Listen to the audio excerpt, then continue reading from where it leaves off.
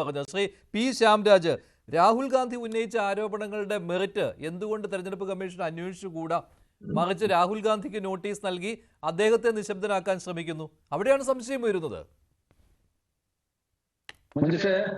രാഹുൽ ഗാന്ധി ഉന്നയിച്ച ചോദ്യങ്ങൾക്ക് എന്തുകൊണ്ട് അതിന്റെ മെറിറ്റ് കണ്ടില്ല എന്നുള്ളതിന്റെ ഉത്തരം പറയേണ്ടത് തെരഞ്ഞെടുപ്പ് കമ്മീഷനാണ്. ഒരു രാഷ്ട്രീയ പാർട്ടിയെ പ്രതിനിധീകരിച്ചുകൊണ്ട് വന്നയാളെന്നുള്ള രീതിയിൽ എനിക്ക് തിരിച്ചു ചോദിക്കാനുള്ളത്, അതിലെന്താണ് മെറിറ്റ് ഉള്ളത്? രാഹുൽ ഗാന്ധി ഉദാഹരണമായിട്ട് എടുത്ത മണ്ഡലത്തിലെ അദ്ദേഹത്തിന്റെ കണക്കുകൾ പോലും തെറ്റില്ലേ? ബാംഗ്ലൂർ സെൻട്രൽ അദ്ദേഹം പറഞ്ഞതാണ്, ബാംഗ്ലൂർ സെൻട്രലിൽ 7 മണ്ഡലങ്ങളിൽ അവർ മുന്നിട്ട് നിന്നതിന് ശേഷം 1 മണ്ഡലങ്ങളിലെ വോട്ട് ലീഡിൽ ഞങ്ങൾ ജയിച്ചു എന്നല്ല പറഞ്ഞു. അങ്ങനെ ആയിരുന്നോ? 4-4 ആയിരുന്നില്ലേ? അപ്പൊ അദ്ദേഹം അടിസ്ഥാനപരമായിട്ട് പറഞ്ഞ പോയിന്റ് തന്നെ തെറ്റാകുമ്പോഴത്തേക്ക് അതിനകത്ത് എന്ത് വസ്തുതകളാണുള്ളത്? ഇനി എന്തുകൊണ്ടാണ് ഇന്നലെയുമൊക്കെ തെരഞ്ഞെടുപ്പ് കമ്മീഷൻ പറയുകയാണ്, നിങ്ങൾ രേഖാമൂലം പരാതി നൽകൂ. എന്തുകൊണ്ടാണ് രാഹുൽ ഗാന്ധിക്ക് ഒരു പരാതി കൊടുക്കാൻ വേണ്ടിട്ട് പോകാൻ പറ്റാത്തത്? ശരിയാണ് ശ്യാംരാജ്, പക്ഷെ ഒരു കാര്യം, ഈ 1,250,000 വോട്ടുകൾ, 1,250,000 ആളുകൾ ഇങ്ങനെ വോട്ടർ പട്ടികയിൽ ഉണ്ട്. അവർ ഒന്നുകിൽ ഫേക്ക് ആയിട്ടുള്ള ആളുകളാണ്, ഒന്നുകിൽ ഈ ഫോട്ടോയിലെ കൃത്രിമത്വമാണ്, ഒന്നുകിൽ അവിടെ അഡ്രസ്സിൽ ഉള്ളവരല്ല. ഇങ്ങനെ പല പല കാരണങ്ങൾ കൊണ്ടാണല്ലോ. ഒന്നുകിൽ ഇരട്ട വോട്ടാണ്, ഇങ്ങനെ പല പല കാരണങ്ങളുണ്ട്, ഇൻവാലിഡ് വോട്ട്സ് ആണ്. ഇങ്ങനെയൊക്കെ വന്ന സമയത്ത് ഇത്രയും വലിയ കണക്കാണ് ഒറ്റ നിയമസഭാ മണ്ഡലത്തിന്റെയാണ് 1,00,000-ൽ അധികം എന്ന് പറയുന്നത്, 1,250,000 എന്ന് പറയുന്നത്. അത് ഭീതമായ കണക്കാണ്. അതിന് പ്രശ്നമുണ്ട്, അതിന് പ്രശ്നമുണ്ട് മഞ്ജുഷ. ഞാൻ പറഞ്ഞിട്ട് നിങ്ങൾ ചോദിച്ചു, നിങ്ങൾ ഒരു ആരോപണം ഉന്നയിക്കുമ്പോൾ ആ ആരോപണത്തിൽ വസ്തുത ഉണ്ടായിരിക്കണം. അടിസ്ഥാനപരമായിട്ട് നിങ്ങൾ ഉന്നയിച്ച ആരോപണം പോലും തെറ്റാകുമ്പോ ബാക്കി ആരോപണങ്ങൾ എങ്ങനെ വിശ്വസിക്കാൻ വേണ്ടി പറ്റും? ഞാൻ പറയട്ടെ, ഇനി ഇദ്ദേഹം പറഞ്ഞതിനകത്തും തെറ്റുണ്ടെന്നേ. ഫേക്ക് വോട്ടേഴ്സ് എന്ന് പറഞ്ഞ ആളുകൾ പലരും ഇപ്പോൾ മാധ്യമങ്ങൾക്ക് മുമ്പിൽ വന്നിട്ട് ഞങ്ങൾ ഫേക്കില്ല എന്നും പറഞ്ഞുകൊണ്ട് കർണാടകത്തിൽ വലിയ ചർച്ചകൾ നടന്നുകൊണ്ടിരിക്കുകയാണ്. ഈ ഫേക്ക് വോട്ടേഴ്സ് എന്ന് രാഹുൽ ഗാന്ധി പറഞ്ഞതിൽ തന്നെ തെറ്റുണ്ടെന്ന്. അതായത് ഇവിടെ സംഭവിച്ചത് അടിസ്ഥാനപരമായിട്ട് ഇദ്ദേഹത്തിന്റെ വാദങ്ങൾ തന്നെ തെറ്റിയിരിക്കലാണ്. അതുകൊണ്ടാണ് ഞാൻ ചോദിക്കുന്നത്, എന്താ തെരഞ്ഞെടുപ്പ് കമ്മീഷന് മുമ്പിൽ പോകട്ടെ, ഞാനാണെങ്കിൽ എന്താ ചെയ്യാ?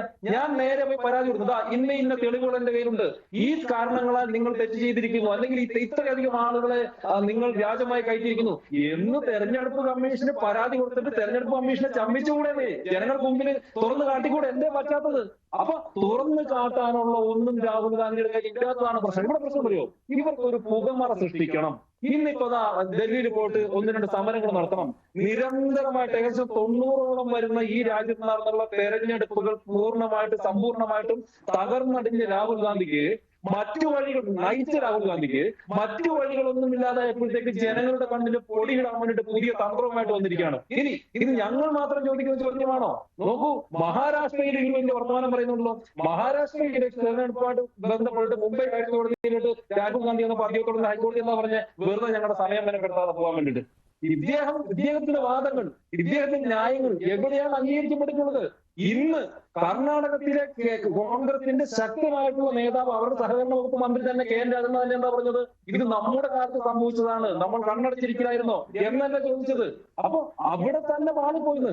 കോൺഗ്രസ് പാളയത്തിനകത്ത് തന്നെ രാഹുൽ ഗാന്ധിയുടെ ആളുകൾ തന്നെ, സിദ്ധരാമയ്യയുടെ വിശുദ്ധരായിട്ടുള്ള ആളുകൾക്ക് പോലും രാഹുൽ ഗാന്ധി മുന്നോട്ട് വെക്കുന്ന ഈ വാദങ്ങളോട് ഒത്തുപോകുന്നില്ലെന്നേ. അപ്പൊ അവിടെയാണ് ഒരു രാജണ്ണ പറഞ്ഞത് കൊണ്ട് മാത്രം അത് നിസ്സാരവൽക്കരിക്കാൻ കഴിയുകയില്ല ശ്രീ ശ്യാംരാജ്. മറ്റു നേതാക്കളെല്ലാം രാഹുൽ ഗാന്ധിക്ക് മുൻപെങ്കും കിട്ടാത്ത ഒരു സപ്പോർട്ട് ഇക്കാര്യത്തിൽ കിട്ടുന്നുണ്ട്. അതായിരുന്നല്ലോ ഇന്ന് ഡൽഹിയിൽ നടന്ന റാലി. ആരുടെ സപ്പോർട്ട് കിട്ടി? എന്താണ് CPM നിശബ്ദമായിട്ടിരിക്കുന്നത്? ഇടതുപക്ഷ സംഘടനകളെന്ന് അവിടെ ഇവിടെ പ്രശ്നം. ഞാൻ എന്റെ പോയിന്റിലോട്ട് വരാം. മുസ്തഫ, ഇടതുപക്ഷം നിശബ്ദമാണോ ഇക്കാര്യത്തിൽ? ഞാൻ അതാണ് ആദ്യം ചോദിച്ചത്. ചോദിക്കുമ്പോൾ ബീഹാറിന്റെ കാര്യം പറയുമ്പോൾ അത്രയ്ക്ക് ശക്തിയോടുകൂടി രാഹുൽ ഉന്നയിച്ച കാര്യങ്ങളിലേക്ക് വരുന്നില്ല കേട്ടോ. മഞ്ജുഷ ഇതിനകത്ത് പ്രശ്നം അറിയോ? എന്റെ സമയമാണ്. മഞ്ജുഷ ഇതിനകത്ത് പ്രശ്നം അറിയോ? മരിച്ചവർക്ക് പോലും ജീവൻ നൽകാൻ വേണ്ടിയിട്ട് ദിവ്യ കഴിവുള്ള ഒരു പാർട്ടിയാണ് കമ്മ്യൂണിസ്റ്റ് പാർട്ടി എന്ന് പറയുന്നത്. നമ്മൾ കാര്യങ്ങളൊക്കെ ഇത്രയോടൊന്നും മറന്നുപോയോ? ഈ കേരളത്തിൽ CCTV കണ്ടുപിടിച്ചിട്ടില്ലായിരുന്നു ഇന്ന് ഇവർ വെള്ളവോട്ട് ചെയ്യുമായിരുന്നു. കണ്ണൂരൊക്കെ എന്താ സംഭവിച്ചുകൊണ്ടിരുന്നത്? ഇവർ നടത്തിയിട്ടുള്ള ബൂത്ത് പിടിക്കലും ഇവർ നടത്തിയിട്ടുള്ള കള്ളവോട്ടൊക്കെ നമ്മൾ ഇത്ര പെട്ടെന്ന് മറന്നുപോയി വിചാരിച്ച മലയാളികൾ. ഈ രാജ്യത്ത് ബൂത്ത് പിടിക്കൽ നടത്തിയിട്ടുള്ളത് മറക്കാൻ പറ്റില്ല. ഈ രാജ്യത്ത് ഏറ്റവും കൂടുതൽ ബൂത്ത് പിടുത്തങ്ങൾ നടത്തിയിട്ടുള്ളത്, കള്ളവോട്ട് ചെയ്തിട്ടുള്ളത് ആ പാർട്ടിയുടെ പേര് CPI എന്നാണ്. എന്നിട്ട് ഇവരോട് കിടന്നിട്ട് വർത്തമാനം പറയുന്നത്. അപ്പൊ ഇവിടെ സംഭവിച്ചിട്ടുള്ളത്, ഞാൻ പറഞ്ഞു വന്നത് ഇത്ര മാത്രമാണ്. ഇവിടെ സംഭവിച്ചിട്ടുള്ളത് രാഹുൽ ഗാന്ധിയുടെ വ്യാജമായിട്ടുള്ള ആരോപണമാണ്. ഒരുപക്ഷെ കള്ളി വെളിച്ചത്താകുമെന്ന് പേടിച്ചിട്ട് ഈ രാജ്യത്തെ ഇടത് പാർട്ടികളും നിശബ്ദരാണ്. സ്വന്തം ശരി, ശ്രീ പാർട്ടി സേനാപതി വേണു അതിനോട് പുല്ല് യോജിക്കുന്നുണ്ടോ? കാരണം അല്ല, നശിച്ചിരിക്കുകയാണ്. നിങ്ങൾ ഈ